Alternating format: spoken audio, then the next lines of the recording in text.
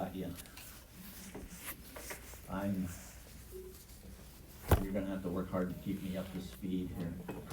I heard parotid gland, so this is the largest of the salivary glands we talked about. Now, what other things might we want to focus on here? We can talk about its location, mostly posterior to the ramus of the mandible. What would this muscle be?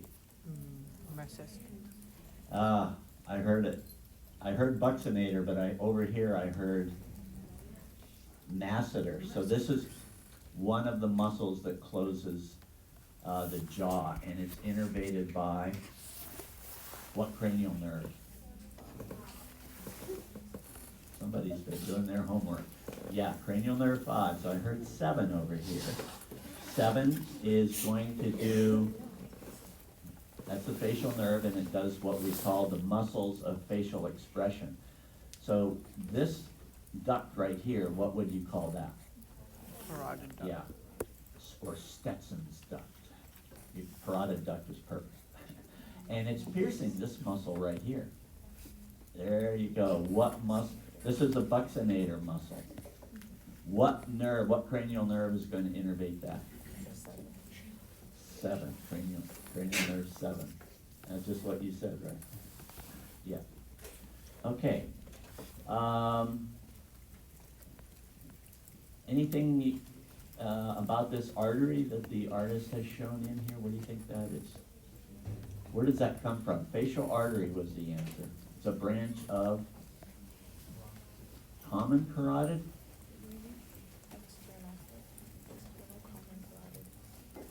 Internal carotid. External. External.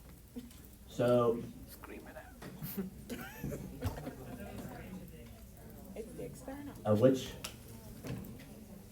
He's like, So over here I heard an answer. The facial artery, they say, is a branch of the external carotid artery.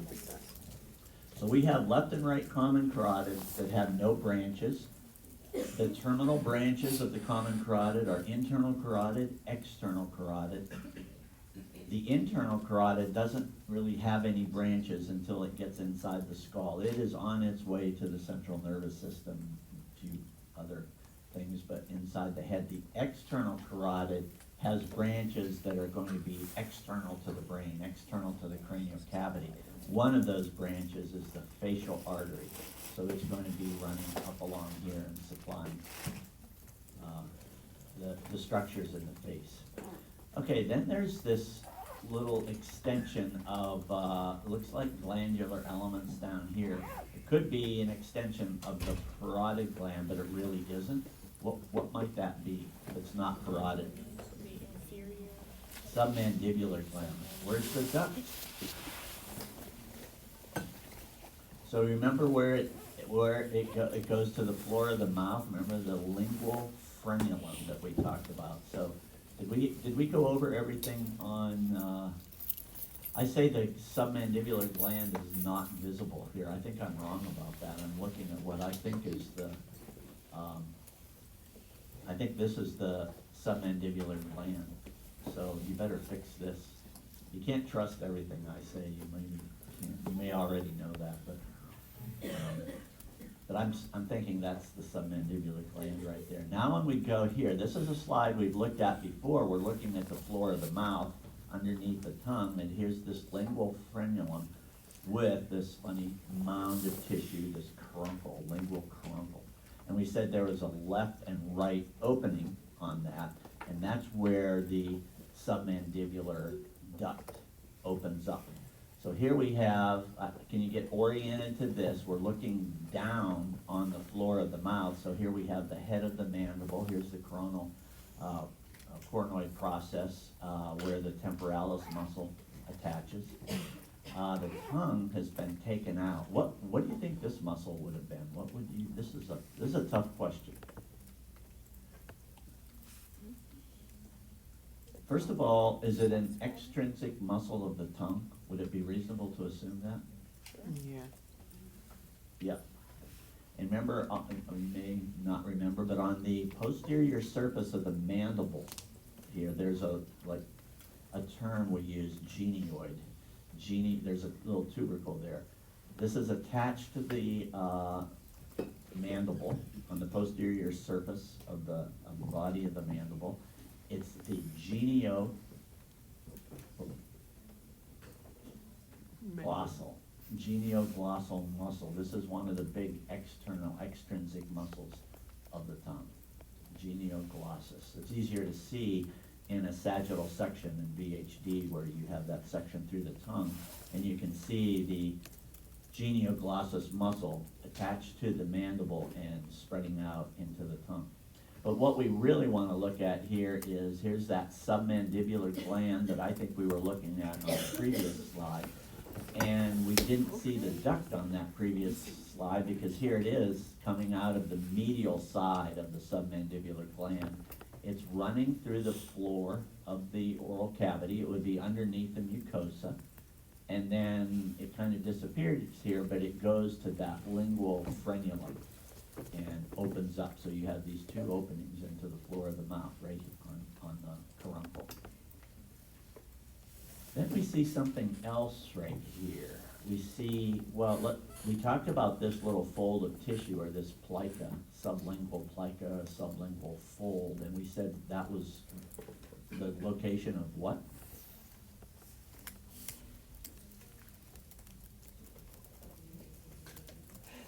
Which gland? Yeah, that's where the sublingual gland is, right here. So that mound is just created by the sublingual gland. Do you see it in this picture? This guy right here? And then right here. So there's no duct for the sublingual gland. Instead, it has a whole bunch of little openings right here. It's just, they're too small to see, but that's how it's going to drain directly into this floor of the oral cavity.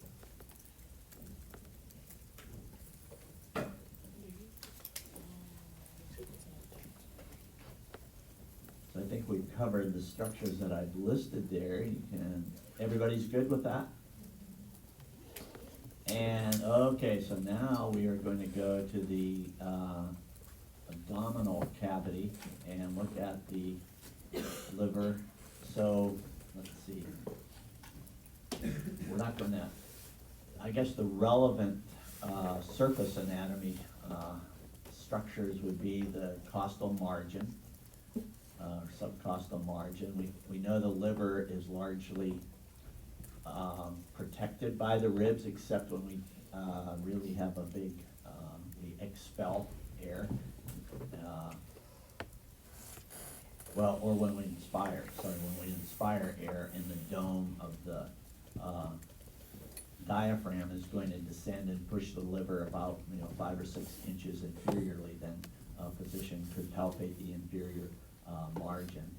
There's something else that I'll introduce here, and we'll talk about that, the transpyloric plane. A lot of times radiologists and the technicians will want an image through the transpyloric plane, and I think I say in here it's around the L1 vertebral level. And so the transpyloric plane is defined as the point that's midway between this suprasternal notch, or sternal notch, and the pubic symphysis. And it just turns out that that's about the L1 vertebral level. I think I wrote this in here.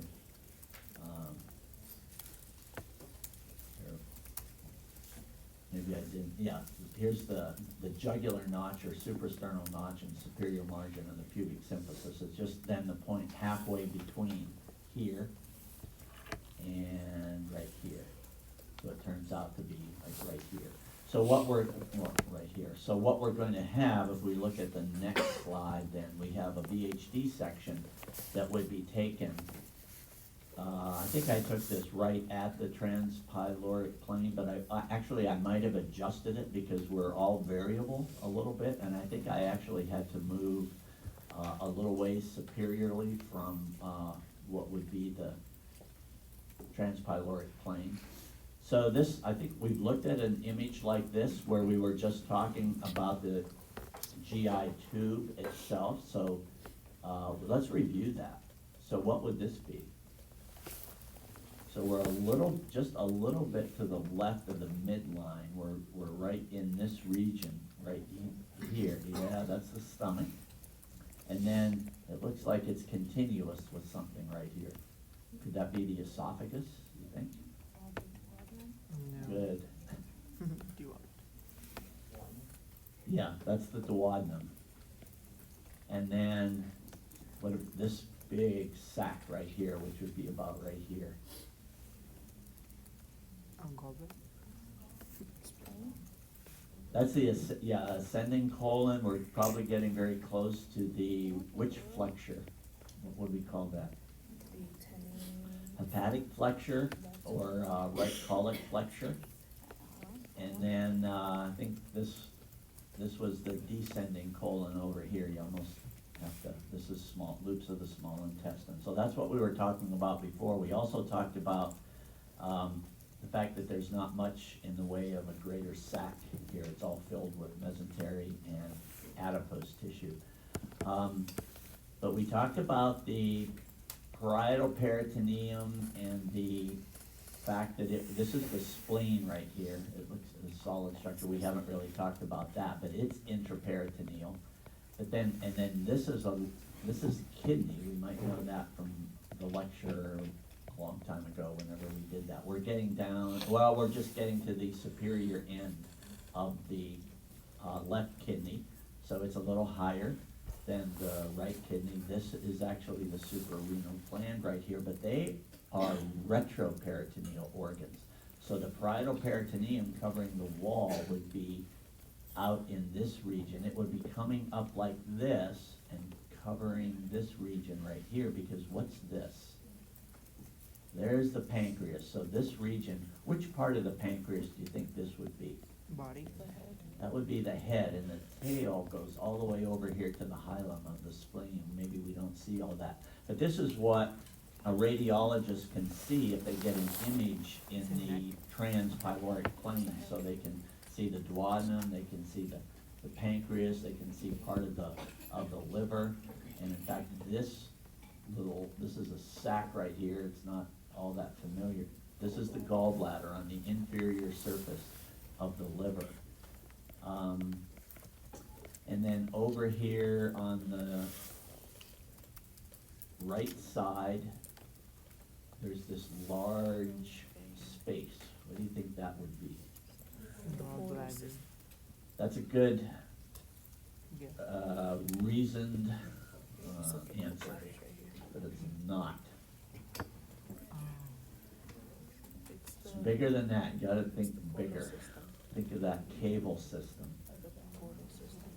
This is the inferior vena cava, and there are hepatic veins draining into that.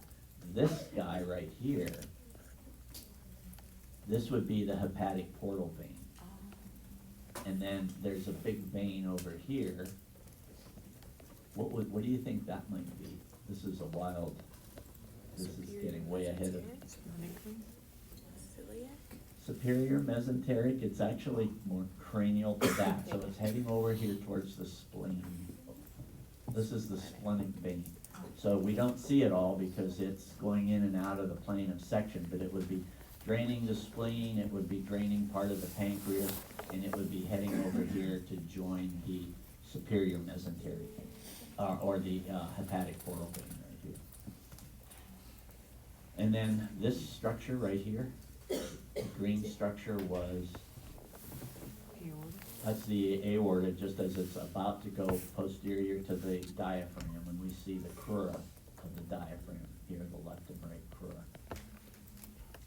This, of course, is the liver. So that's the transpyloric plane. It starts to get us a little bit oriented. So before we go on with some other VHTs, let's just look at a few more images like this. Take a moment and go through the list here, and you can work together if you want to, and then let's make sure that you have an understanding of these different items that are listed here. So continued? Isn't it the entire thing? Like, all around, or was it just the front? Okay. Okay, so it Used to be diaphragm. yes. This and then subphrenic space. Liver, diaphragm, and this also this. So that's the liver. And then diaphragmatic. And visual surface is this one. So that's the space right there, the one that holds the portal. No, the space, I mean the surface. Oh, I thought Surface you were is, talking about the spacer. You said no, I don't know what is subphrenic space. Alright. It needs the space. Maybe under the subphrenic nerve. Diaphragm is liver and inferior border. This baby space right here. Oh yeah, could be subphrenic space. Alright, forget that. Okay, so the liver, so like right. The liver. Inferior border. Inferior border It's the one. says in the name. Stop. Subhepatic space. Oh yeah, I think that's subhepatic space. Above your stomach.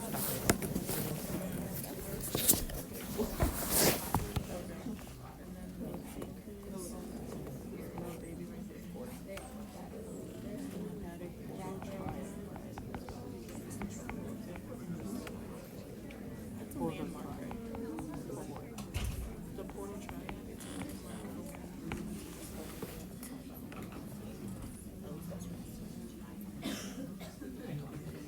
So are these pretty straightforward? Do you have any questions about these? So I'll use images like this, and, you know, on the exam, just identify this or that, but are you, say what? You don't like this? Okay, porta hepatis, who can, let's have somebody, who wants to show? But you don't like this, but the way you, come on, come on up here and let's talk about this. Yeah.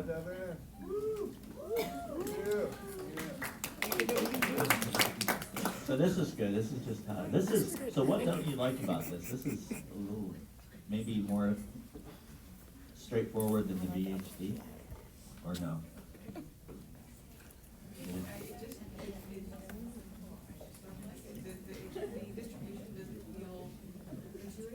Okay, so we're in the midline, it's a sagittal plane, we know that when we look down at the pelvis. Oh, well, we see the bodies of the vertebrae, so we know we're in the sagittal plane. So we know, you can show the liver. What is the porta hepatic? Now, okay, you're welcome to ask questions, you're doing all the work up here, but if you need help, you can ask questions about this. So, what was the porta hepatis? How did we define that? It's an opening. Yeah, there you go. We made the analogy to the hilum of the kidney or the hilum of the lung. So it's where things are entering the liver and exiting the liver. So you found the liver, and now where are things going into that? And then it's this one. There you go, right there. So there's the hilum. And now my question will be, what is going in and what is coming out there? And the word that I'm thinking of right now is the portal triad. There were three things we talked about. Hepatic vein. Well, there's a lymph node and a vein. Yeah, there's, the lymph I didn't mention in terms of the portal triad. So, yeah.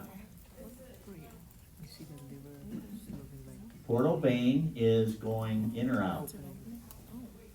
The doorway. Yeah, portal vein is delivering venous blood collected from the GI tube, and it's going into the liver, on its way to the liver sinusoids. We didn't talk about that sinusoids. Okay, so that's one thing. Okay, so an artery, the common hepatic artery, we did talk about that as a branch of the celiac trunk, and it changes its name along the way. This proper hepatic artery, after it gives off some branches, and then it divides into left and right hepatic arteries, so they're going to enter there, and then must be something coming out there. Hepatic The vein, ducts carrying, common. yeah, bile. So there are the left and right bile ducts. See? Now, do you like this any better? No? Okay, we just have to keep going then. So, let's go through the list. Let's do the peritoneal cavity. What, do you want the microphone? No, So, I'm loud enough. okay, so let's talk about the peritoneal cavity, like greater sac, lesser sac. And kind of in the way it relates to the liver too. So what would be this filmy structure right there, where the pointer, what is that, going from the stomach to the liver? The lesser sac, it's actually the anterior wall of the lesser sac. What would that be? Lesser omentum. So that's the lesser omentum, and that's where these tubes that we just talked about. So the lesser omentum is right where you move your hand over there. Perfect. That's the lesser omentum. It's been can't right- see that. The mouse pointer. Oh, Why can't you point to the screen? there, it's a hard audience, I can tell you. That's why I wanted to. So this whole sheet right here, where the red thing is, that's the lesser omentum. So it's this sheet, is it closer to the liver? I'm not, so it's connected to the lesser curvature of the stomach, and then it's a sheet that goes up and then goes around the liver.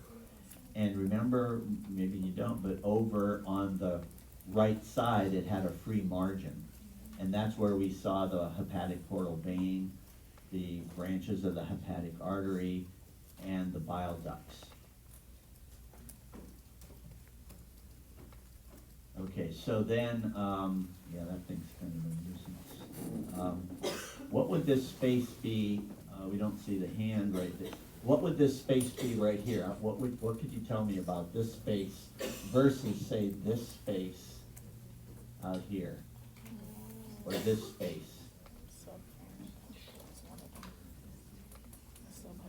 So there's a greater sac, we're talking about the peritoneal cavity, and we divided that into a greater sac and a lesser sac. Right? So what would this space be here? The space that's posterior to the lesser omentum. That's the lesser sac. Okay? What other terms are on there? This, okay. Let's make it a little bit smaller here and just, so, there are some spaces around the liver. So what did we call that space right there where the pointer is now? It's between the yeah, subdiaphragmatic, or I think I said subphrenic. If you said subdiaphragmatic, I know exactly what you meant. And then what would this sharp angle be right here between the, what are the two surfaces of the liver? Yeah, okay, and then, so what the space right here would be subhepatic space, good. And now there's this funny little cut thing right here. What, do you have any idea what that would be? Right where you are, there are two pinkish. Pancreas. So, one answer was pancreas, both of them. Both of the little cross sections there are pancreas. Anybody have a different answer? Small one is, You can see spleen on this. so actually, they are both pancreas. So we're over towards, we're in the midline, but we're still, the section is going through the head of the pancreas, the largest region of the pancreas. And the head of the pancreas has this little extension called the uncinate process. You don't need to write that down.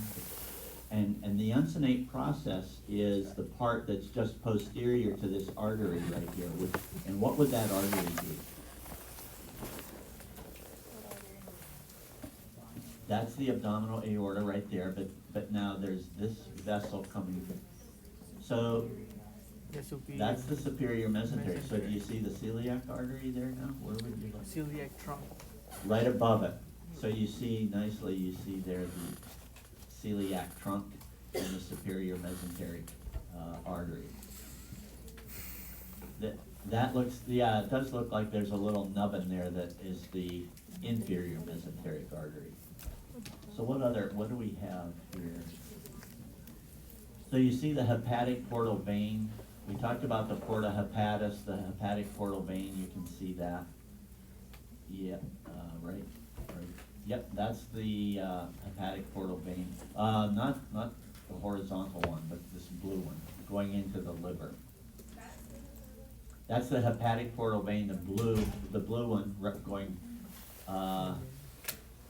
vertically, yeah, so it's going through the lesser omentum, the right free margin of the lesser omentum, and it's entering the liver right there. And then you don't see the inferior vena cava so much except down here. So it's to the right of this plane of section, and it's hidden by the aorta. So is the liver covered by visceral peritoneum is a question I have on there. Everywhere except for the bare area. So let's point to the bare area. If we follow the subphrenic space back here, see where it ends right there? What's that ligament called? If you put your hand in the subdiaphragmatic space and go over the diaphragmatic surface of the liver, your fingers bump into what ligament? Yeah, something with that. Not omentum. The visceral peritoneum came off of the liver and attached to the diaphragm, as you see there. And that part, that reflection, coronary ligament. That's the coronary ligament. That's, yep, anterior limb of the coronary ligament. Right there, right there. So now if you go back here, you're in this, it's a superior recess of the lesser omentum. You don't need to know that, but there's the posterior limb of the coronary ligament right there. And the space between there, you can see, is directly attached to the diaphragm. That area is the bare area. Bare area of the liver. What else is on here? Question? So you said one of their area is like the top where it's connected to the diaphragm, but then what about the part like connected to the abdomen? Oh, so, yeah, you're not seeing that here. That would be the falciform ligament. We have some other, so we are, we must be just to the right of that, or to the left of that, I think, doesn't matter, but it's not shown in this diagram. But it still has the visceral. Yeah, so the visceral peritoneum is covering the diaphragmatic surface of the liver, and it's covering the diaphragmatic surface of the liver, then it comes together anteriorly here, and it forms the falciform ligament and attaches to the anterior abdominal wall. We have some other pictures as we go along. I think we've covered all these. Any questions in particular about this? The next slide then will have some of the falciform ligament on there, yes. Is the pancreas intraperitoneal or retroperitoneal? It's retroperitoneal, and when you do embryology, you'll learn that it develops in the embryo intraperitoneally. It's completely covered by peritoneum. But then as it grows and the guts begin to form all the convolutions, the pancreas attaches to the posterior abdominal wall. So it's referred to as secondarily retroperitoneal, as opposed to the kidneys or adrenal glands or aorta. Those are all retroperitoneal from the start. Do you have how to locate the vertebral body of one? Do you just mean like counting, or do you mean behind the pancreas, or what? Wait. Your Oh, last question on the slide says how could okay. How could you locate vertebral body L1? How could you estimate that? Say you're a radiologist and you wanted an image, an MRI, an axial section. Yeah, so again, I was just being cute, I guess. So if you measure between the sternal notch and the superior aspect of the pubic symphysis and go right halfway, you're very close to the transpyloric plane, which would also put you at the body of L1. And again, you'll see, well, if you go to the VHD, if you open that up and you just go to what they label as L1, you're not gonna quite see the head of the pancreas and all that stuff. You're gonna have to, I think, go a little bit up towards T12. And that's very common. We all vary a little bit. So let's go to the next slide. Here's a falciform ligament now. And do you wanna explain this section? You need to, okay, all right. Do you wanna choose an assistant? Does someone want to volunteer as tribute? Come on down. Be like, all right, do the next thing. Yeah, great, come on, thank you for doing that. And,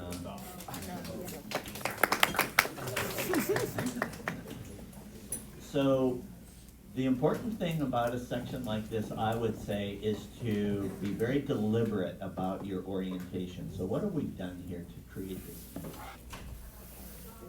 And you can explain it, or you can ask for help if you need to. You know what I'm gonna do? Hello. It looks like everything's been taken out. Except for this thing and these things.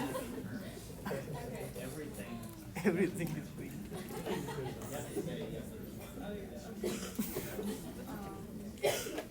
This What kind of a section? corona section. Very good, around section. And now we're looking at what aspect of the What aspect? Good question. Yeah, what, does that make sense? What aspect of the anterior abdominal wall are we looking at? So we're looking at the posterior surface of the anterior abdominal wall. And when we talked about this before, we talked about the parietal peritoneum, which is lining that, and they've taken it off down here, where you have that little divot. But then the arrow is pointing to what? Falciform ligament. There we go, falciform ligament. And then at the liver down here, we see where we've actually transected the falciform ligament to remove the liver, remove its attachment from the anterior abdominal wall. So what does, now if we look at the liver down there, here I go doing all the talking. Your intestine is still in there. Could you use the microphone? We can't hear you. Okay, I'm going to ask to have a description of the liver. The pointer is on the liver right now, and explain the liver in terms of that falciform ligament. I wasn't gonna explain it, but Well, you can if you want. it's the anatomy of the left and right. That's all there is to it. Yep. So there's a small a small left lobe, and a big right lobe. So Does the falciform ligament like pierce the liver and go through it? does the falciform ligament pierce the liver and go through it? No. That's a good question. It doesn't. The falciform ligament is a double layer, just like all these other mesenteries that we talked about. When it reaches the liver, it just goes to the left and it goes to the right and encases the liver, except for that bare area. There's one technical detail here. You see point to the free margin right there, just below this right here, that there's a ligament there called the round ligament of the liver. In adults, that's an obliterated vein, but it's cord-like and you can feel it. That in the embryo or in fetus, that was the umbilical. Very good. That was the umbilical vein. That's going to pierce the liver, or it'll run through the. We talked about this. The left umbilical. What did we call that? It's like a sagittal sinus almost. It was the right side of that H that's on the visceral surface of the liver. Fissure, umbilical fissure it was called, right umbilical fissure. So in the fetus, most of the blood coming back from the placenta just has this shortcut through the liver. It doesn't spread out into all the liver sinusoids or capillaries. It goes. Okay, so what else do we talk about here? Is everybody clear on the falciform ligament now? Much understand? Okay, let's just go to the next slide then. What do you differentiate between parietal and visceral peritoneum? Okay, Parietal peritoneum is like attached to the abdominal wall, and then the visceral peritoneum would be attached to like the actual like liver or other organs like the small intestine, large intestine. So does the right side of that image show the parietal, or show the visceral? so where the pointer is right now, that would be parietal, and I think the question you may be getting at is, what about the falciform ligament itself? Is that parietal or is that visceral? So parietal is where we indicated there, and then where it reflects off of the wall to form the falciform ligament, that's where we would call it visceral. So I think of the falciform ligament itself as being made up of visceral peritoneum. Yes, good. So in the past, looks like a different slide. So is, like the one on the right looks like it's more, I guess, deep, and the one on the left looks more towards the surface. Is there? Right, so what they're trying to show here is the various layers of the anterior abdominal wall, which I didn't talk about except for the parietal peritoneum that lines the wall, but there are these other layers, like very thin layers called transversalis fascia. You probably heard about that when you were doing musculoskeletal maybe, or, yeah. So that's what they're trying to demonstrate with it, with these things that are cut out here where you have, right there where you have the divots. The other thing right here is that arc line, see that arc right there? That's something called the arcuate ligament. I don't know if you have, did you talk about the rectus sheath? Yeah, that's the inferior border of the posterior wall of the rectus sheath, but let's not go any further with that. Any other, yes, good. So like you took the liver out, right? And it's showing the ligament on the posterior aspect of the wall, but then it also shows it on top of the liver. Yes. I'm just curious, if I put the liver back in there, would it go underneath? Like if you So let's talk about putting the liver back. That's a great question. So this is kind of a mind twister here, okay? So we see the liver, point down here. Here's the liver. We're looking at the anterior surface of the liver, right? And you see the falciform ligament there. In order to put the liver back in there, of course, the scale is a little bit off. This liver is smaller than it needs to be to fit into this abdominal cavity that we have here. So, but if we imagine the liver a little bit bigger, we're going to basically flip a page. So we're going to grab hold of the liver and just turn the page so that this falciform ligament where the pointer is right now is going to perfectly line up with the cut edge. Put the pointer right here then. It's going to line up right there and connect to that part of the falciform ligament. Does that make sense? It looks like it might not have connected with you. it's like on top of the parietal, not like underneath, like between. So the falciform ligament is peritoneum, Removed it. but what we call visceral peritoneum. And then it's going to connect with the parietal peritoneum of the wall. Am I not connecting to your question? Do you understand maybe better what, So liver is Well- removed or still in there? okay, can you help? Okay, Margin. let's take your Liver is question, we're gonna removed, come liver is back to still this. there. He's saying about the liver is like taken out and it's like out here. It doesn't make sense. But I didn't understand. Right, so here's put right here, here's the free margins of the falciform ligament, right there where the pointer is So does now. it go all the way And here it to the is water to the Falciform back? ligament. in this one.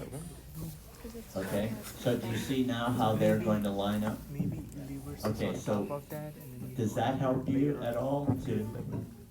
That's what I'm guessing. you think it's on top? I'm not quite getting that on top. How do you see the calcium ligament attaches to the anterior wall of the abdomen? Okay, This is the posterior side. all right. So it doesn't go all the way through. I don't quite, but I, From But he the- says it from the doesn't, down, he says it doesn't yes. go like that. It doesn't go through, so like, No, it doesn't go he says through it doesn't pierce, so it doesn't like go like on the top. this. it reflects off of the liver and goes onto the diaphragm. And where it extends from the liver to the diaphragm, that part of it is called the coronary ligament. Okay? So you always forget to tell me to stop talking and take a break. So let's do that and then we'll come back and go through some more slides.